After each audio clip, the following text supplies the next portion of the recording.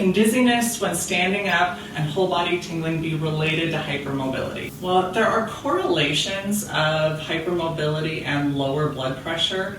And so particularly if you're somebody who has lower blood pressure, you may have some issues with that blood pressure dropping when you stand up.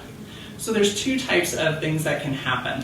One is called orthostatic hypotension, and that's where you change positions, that blood drops down into your legs, your blood pressure drops, and you get the stars, things kind of go dark, you feel a little woozy, but then your body regulates and it comes back up. That is actually really common across multiple types of ages, problems, and it's not just related to hypermobility.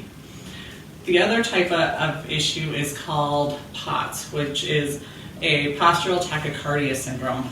That is a more technical problem. There are some people with hypermobility who do have POTS, although it's not across the board. And that's something that not only does your blood pressure drop, but your heart rate tends to go up really high, and there's specific requirements for it to be POTS. And that's something that you should really have evaluated by your physician and typically cardiology if you're concerned about that. Now, in both cases, it's more conditions that you have to manage. And your symptoms can kind of vary, where you can go through phases where it seems like every time you stand up, like things just start going dark and you have to hang on a minute before you can start walking. And then other times, like it seems to work okay.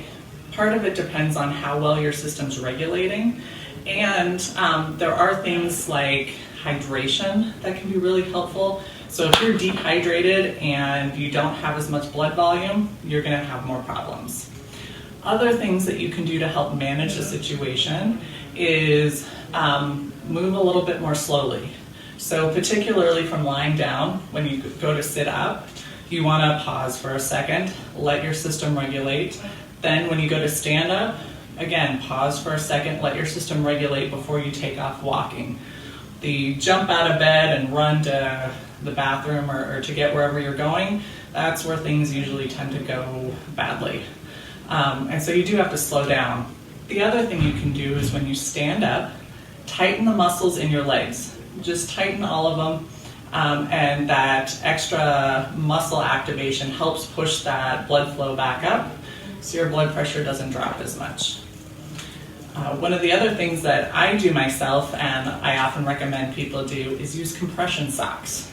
You can do the knee-high ones. They don't have to be the thigh-high, but they help to keep blood from pooling down in your feet and lower legs, and helps to keep that process going.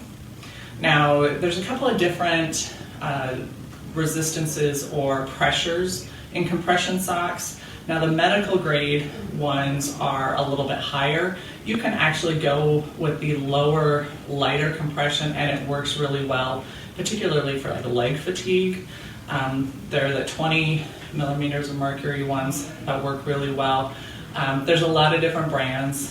One of my favorite brands is Vim and Vigor. It's a local company. They have a lot of cool colors, and they're really comfortable to wear.